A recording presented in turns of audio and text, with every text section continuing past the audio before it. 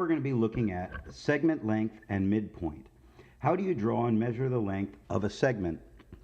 So to do this, we're going to want to take a look at the segment addition postulate.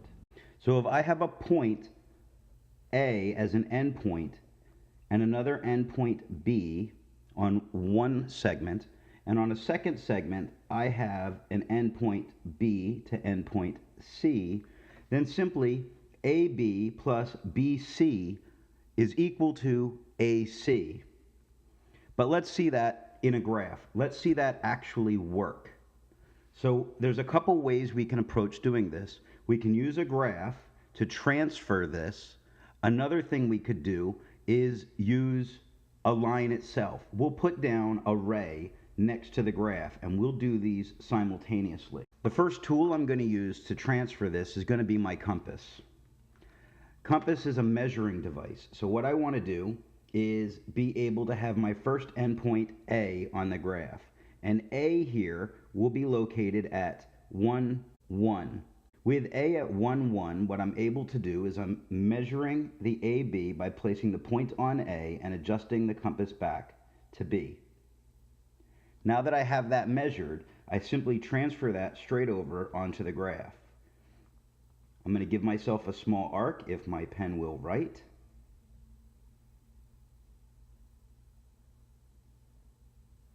And anywhere on that arc, if I make a straight line, because this is a measure of a circle, I have the same length as I had up here. So I've managed to transfer my length onto my graph. And this is my point B. And B seems to be located at 5, 5. So B is at 5, 5. That is my point's location. If I was using the ray, I would place my compass at endpoint A and draw an arc that crosses my ray, and my pen in my compass is not cooperating today. So this point where the arc is B. Now what I'm able to do is the same process for BC. Put the compass on B and C, transfer my length to point B in my graph. So when I make an arc on the graph and extend that segment to my new C point, I have now added the segments here. C has a location of 8, 8. But I can also transfer it onto the ray in the same method. I transfer it, I make an arc, and this point is point C. So now I have the full length of AC. I also have the full length of AC on the graph. Now there's a few ways we could measure this. If I tried to measure with a ruler, the problem is I don't know what my lengths are. I don't have a unit of measure, so they're undefined. I can't really measure with inches or with centimeters. So this is an undefined length simply because I don't have a unit of measure. But if I use tracing paper and I place A and C on the tracing paper, I can move it over to my graph and see about how far it is. But what happens to me is I'm somewhere between 9 and 10. I don't have a perfect measurement of this. So instead what I'm going to do is I'm going to use the distance formula. And the distance formula is the square root of x2 minus x1 squared plus y2 minus y1 squared. So I'm going to simply substitute in my values. 8 minus 5, or 8 minus 1 squared plus 8 minus 1 squared. Well, 8 minus 1 is 7. So I have 7 squared plus 7 squared, and this is the square root of the entire thing. Or this is the square root of 98. At this point, I would need to be able to simplify that formula.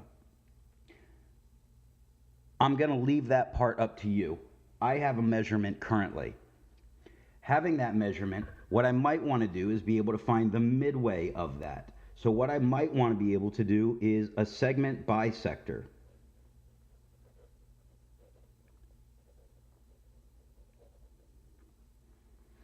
I had my length AB. When I use paper to do this, what I can do is I can connect those 2 points with a line. I'm simply tracing it.